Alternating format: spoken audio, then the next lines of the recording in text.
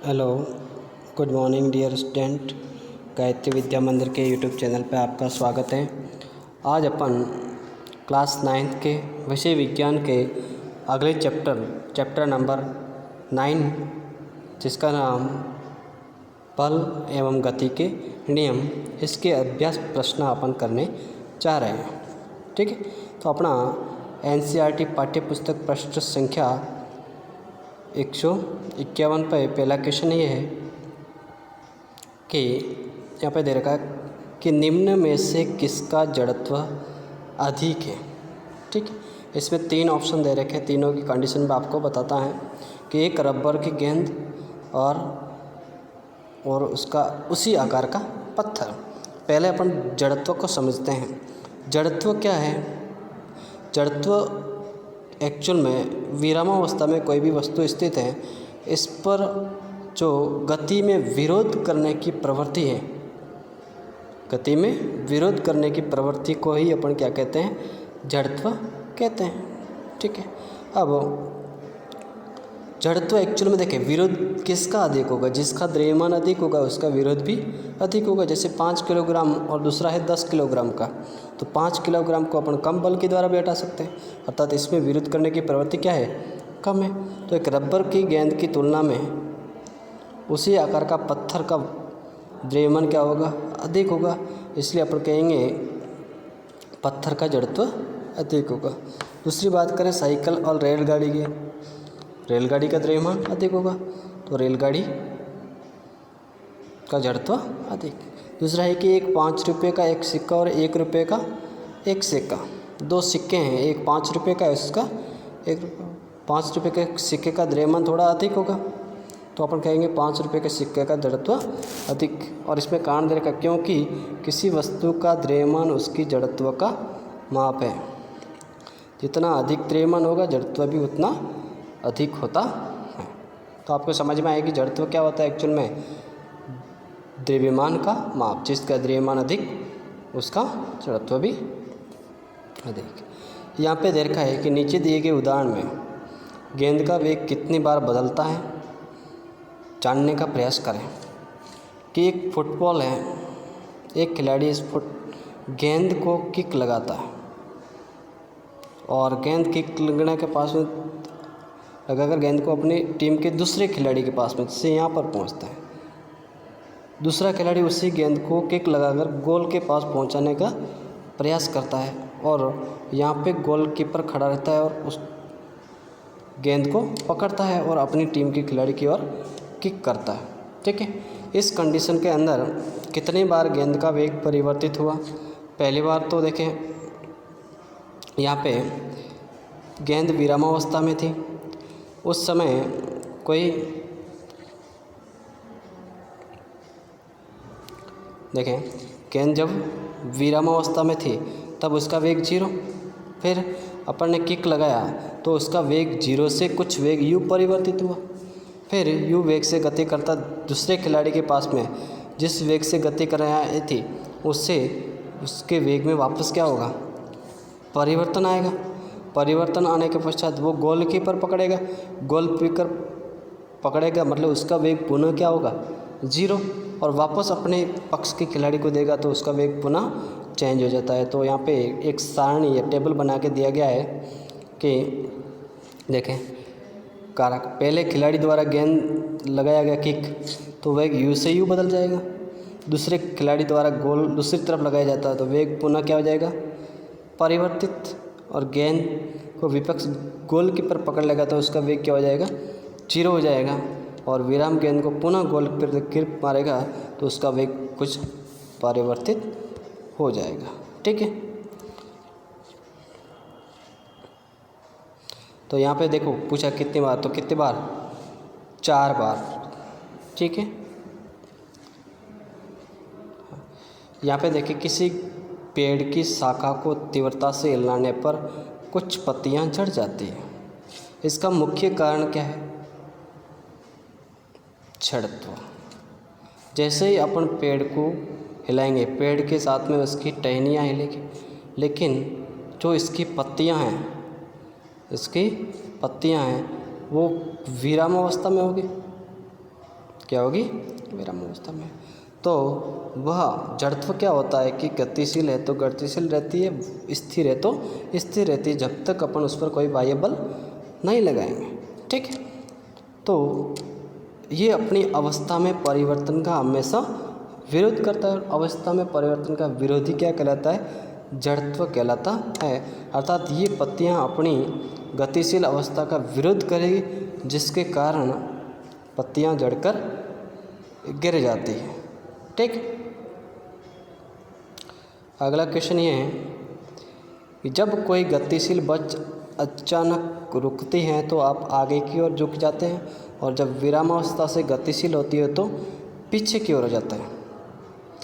इसका कारण भी क्या है, जड़त्व।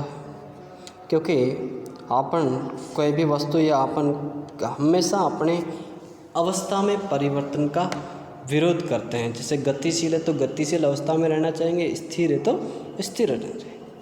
पहला क्या है कि जब विरामावस्था से गतिशील हो, पहला क्या देखा, जब कोई गतिशील बस अचानक रुकती है तो अपन आगे की ओर झुक जाके, जैसे कुछ वेग से गति कर रही थी गाड़ी, तो अपन भी उसी के साथ में गति कर रहे थे, उसी वेग से।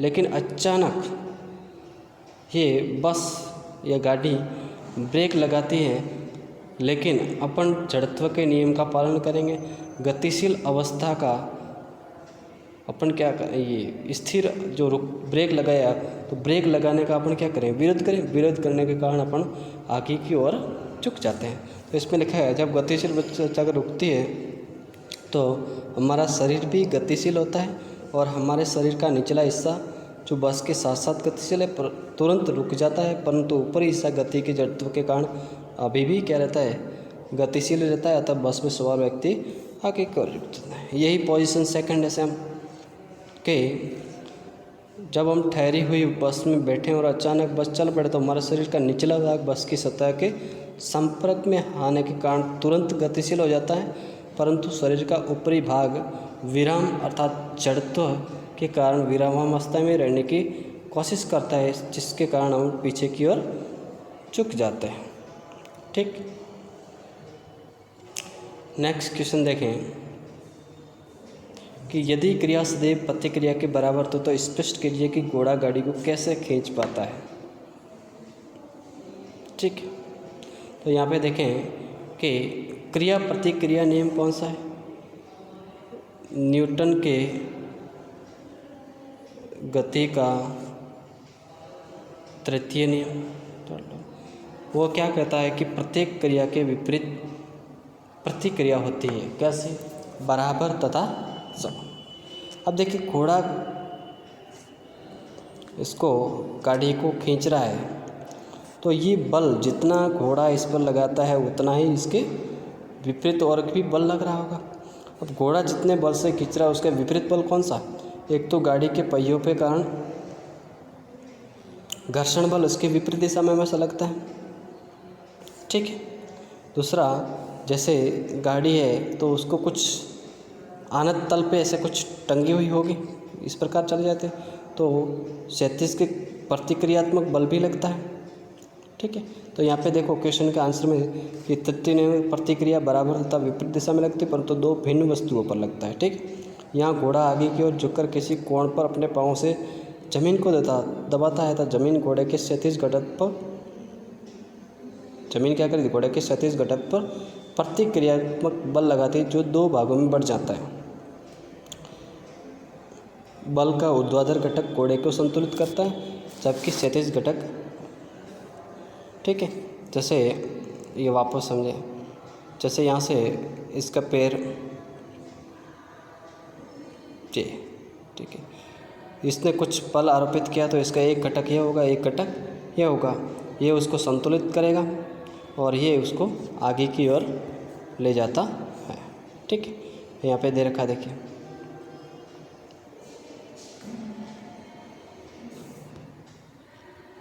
आगे क्वेश्चन, एक अग्निशमन कर्मचारी को तीव्र गति से बहुआयात मात्रा में पानी फेंकने वाली रबड़ की नली को पकड़ने में कठिनाई क्यों होती है?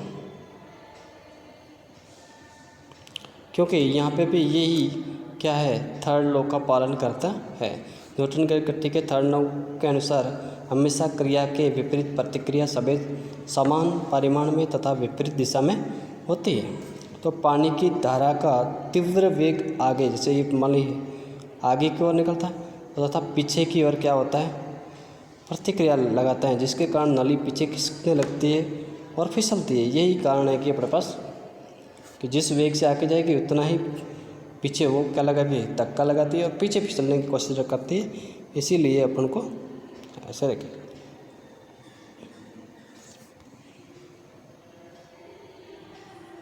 क्वेश्चन ये है 50 किलोग्राम द्रव्यमान का एम, ठीक है।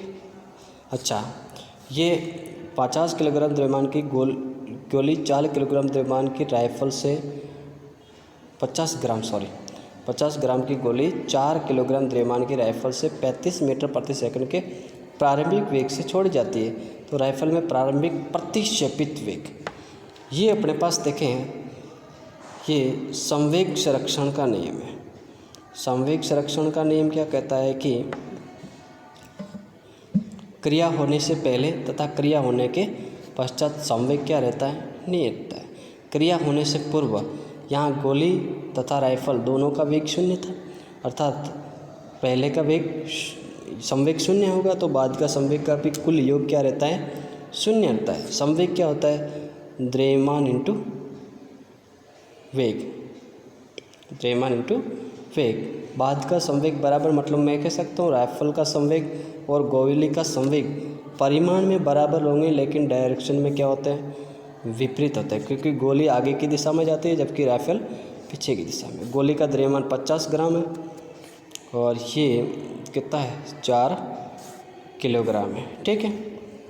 तो यहाँ पे अपने पास 50 ग्राम को किलोग्राम में चेंज किया, गोली का वेग, तो अपने पास 50/1000 इंटू 35 + 4 या बराबर कर लें अपन 4 इंटू V2, तो यहाँ से हो जाएगा 50 इंटू 35/1000 इंटू 4।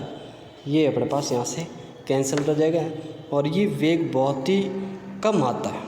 क्या आते हैं, बहुत ही कम, ठीक है।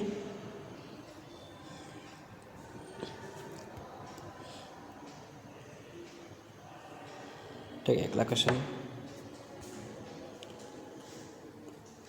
कि 100 ग्राम तथा 200 ग्राम द्रव्यमान के दो वस्तुएं एक ही रेखा के निर्देश एक ही दिशा में क्रमशः 2 और 1 मीटर प्रति सेकंड के वेग से गति कर रहे हैं। दोनों वस्तुएं क्या करती है, टकरा जाती है। टक्कर के पश्चात प्रथम वेग वस्तु 1.6 से तो दूसरी वस्तु का वेग, जैसे ये गोली और दूसरी गोली इस प्रकार जा रही थी, ये अपन टक्कर से पूर्व बात करें, टक्कर के पश्चात दोनों अलग अलग वेग से। तो यहाँ पे भी ये संवेग संरक्षण के नियम का पालन करेंगे। तो अपन कहेंगे टक्कर से पूर्व संवेग क्या होता है, m1, जैसे टक्कर से पूर्व u1 माने वेग दूसरी गोले का, तो m2 u2 बराबर m1 v1 plus m2 v2। m1 जैसे 100 ग्राम को अपन किलोग्राम 0.1 और u कितना दे रखा है 2 प्लस 0.2 इंटू ये कितना हो जाएगा, ये इसको किलोग्राम में बदला, तो यहाँ पर m1 u1 plus m2 u2 बराबर m1 v1 plus m2 v2। इससे अपने पास इसका आंसर आ जाएगा, ठीक है। तो ऐसे करके अपने पास न्यूमेरिकल क्वेश्चन करने हैं। तो संवेग संरक्षण नियम वेरी इंपॉर्टेंट है, हमेशा बाह्य बल को हटा दे। संवेग संरक्षण का नियम क्या कहता है कि यदि बाह्य बल को हटा दिया जाए तो वस्तु का कुल संवेग क्या रहता है, नियत रहता है। यही संवेग संरक्षण का नियम है। संवेग संरक्षण नियम कहता है कि क्रिया से पूर्व और क्रिया के पश्चात का संवेग हमेशा क्या रहता है, बराबर रहता है, ठीक है। तो आज के लिए अपने पास इतना ही लेक्चर रहेगा, ठीक है। धन्यवाद। ओके, इस क्वेश्चनों को आप कॉपी के अंदर उतारें, विधिवत रूप से लिखें और समझें और लेक्चर को बार बार देखें, ठीक है। तो आई होप आपको चीज़ें ये समझ में आई होगी। अगर नहीं आती है तो आप पूछ सकते हैं, ठीक है। तो अपन ने यहाँ पे क्वेश्चन नंबर 4 तक कर लिए और उसके आगे के क्वेश्चन अपन अगली बार करेंगे। ठीक, चलिए धन्यवाद।